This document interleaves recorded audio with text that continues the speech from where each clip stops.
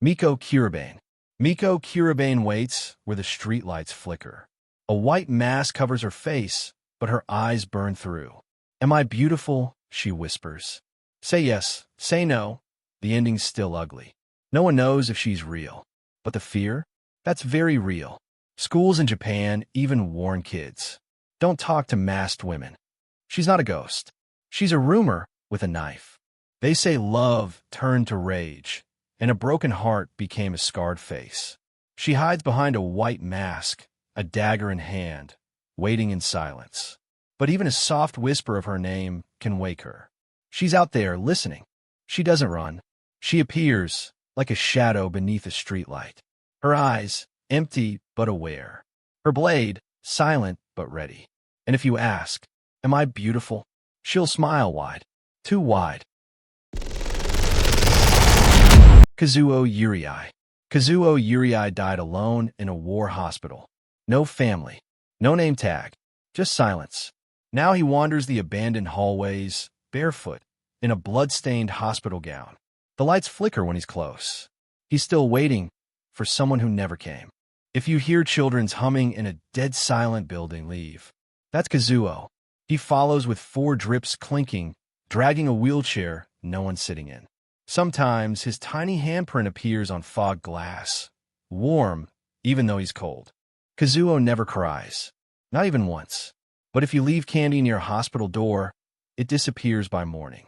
Sometimes, a toy shows up in return. A little thank you from a ghost who remembers how it felt to be forgotten. Ame and Kuro. Ame and Kuro are twin girls, but only one ever speaks. The other just watches blank, unblinking. They appear during rainstorms, always standing beneath a single red umbrella. One asks you riddles. The other just tilts her head and smiles. If you answer wrong, you'll find your reflection staring back at you from the inside of a mirror. Some say Ame was the one who died. Others say it was Kuro. But every time someone asks, their voices overlap like a broken tape. You'll hear laughter, then static, and then the question, who are you, really? There's a mirror in a certain alley, cracked, old, left behind. If you look into it at exactly 3:33 a.m., you won't see your reflection. You'll see 2 girls. One of them will smile. The other will raise a finger and point. Not at the mirror, at you from behind. And if you turn around fast enough, they say you'll catch a glimpse of what you were never supposed to see. Renji Warau. Renji Warau smiles at every funeral. Doesn't matter if he knew them. He shows up uninvited. Sits in the back, dressed like a priest. No one remembers when he arrived. No one sees when he leaves. But every time he smiles, a crow dies nearby. And every time, the family reports, we buried the wrong body. There's a theory. Renji doesn't mourn the dead. He mourns the ones still alive. His notebook is filled with names of people who aren't dead yet. But whenever he attends a funeral, one of those names disappears. And when you ask his name, he just says, don't worry, you're not on the list yet. They say Renji doesn't sleep. He just waits, pen in hand, list in lap, smile carved in stillness. His room has no clocks, no mirrors, only the sound of pages turning and a ticking noise that no one can find. Some say, if you dream of him writing, it's already too late. You were added the moment you saw his face. Ivan Morozov. Ivan Morozov walks where snow never melts. Not because of temperature, but because the land refuses to forget. Once a wartime surgeon, now a whispering phantom, he appears when frost creeps indoors. He hums lullabies in Russian, sharp scalpel glinting like a memory. And if your breath fogs in a room with no windows, he's already there. His victims say they felt nothing until they woke up stitched, opened, rearranged like someone was trying to fix them. But Ivan doesn't heal. He repeats, as if stuck in an operation he never finished. You'll see the old tools, hear the clink of steel, and feel the chill of being completely conscious. And when he whispers just a little more, you realize he's not talking to you. There's a morgue in Moscow that never locks its doors. They say Ivan returns to it every winter to find the one patient he couldn't save. But each time, he forgets their name, so he opens everyone. Isabel Cruz. Isabel Cruz is the girl who never made it home, but kept calling her mother every year on the same night. The voice sounds normal until the call hits 2 minutes. Then it twists, stutters, and screams like it's choking on static and someone else is holding the phone now.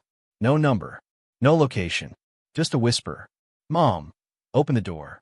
The police traced the first call to a phone booth, one that burned down in 1994. But every year, same voice, same words, Mom, open the door. Her mother even changed houses. Didn't matter. The call always knew where to find her.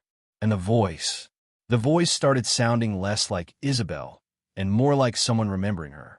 Isabel vanished during a thunderstorm, but days later, her favorite doll was found, dry, untouched, standing upright in the middle of a flooded basement, as if someone or something placed it there gently. And even stranger, the doll's lips were sewn shut.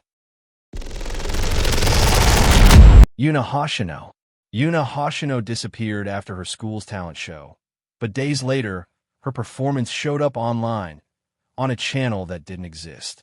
She was dancing until she froze mid-move, staring directly into the camera. Her eyes wide. Then the screen glitched, and behind her, another face appeared, smiling in the dark.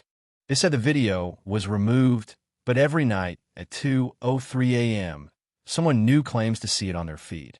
Yuna doesn't blink. She just stares until the screen cuts. But if you try to scroll away, her hand moves, and she follows. There's a rumor. If you pause the video at the exact frame before Yuna disappears, her reflection keeps moving. Not the real her, just the version that's trapped in the screen. But eventually, one of them will blink first. Kaito Shiranui. Kaito Shiranui was never born. He was written. An entry in an old-school ledger. A name with no student, no face, just a seat that never stayed empty. Every year, someone ends up in his desk, and every year, someone vanishes. But the name? It always reappears, perfectly written, in ink that's still wet. One teacher tried removing his name from the register once, just once. That night, the chalkboard cracked clean down the middle, and she was found sleepwalking straight into the lake behind the school. Her hands were stained with ink. Not her own. Some say Kaito was a student who drowned mid-year. Others swear he never existed. But that desk, it never stays empty.